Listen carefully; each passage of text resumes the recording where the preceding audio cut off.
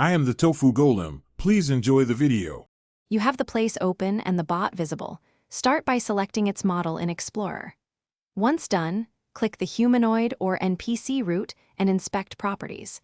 Make sure you can edit server-side scripts and that the bot isn't auto-generated at runtime.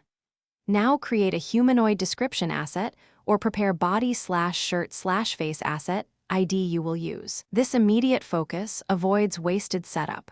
Grab the appearance ID and keep the model selected so your next edits apply to the correct NPC. Next, create or edit a humanoid description and fill the appearance fields with your chosen asset ID.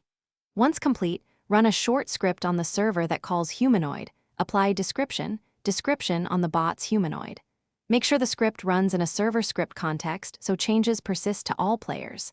If the bot uses custom rigs, confirm R6 versus R15 compatibility and set body part ID accordingly.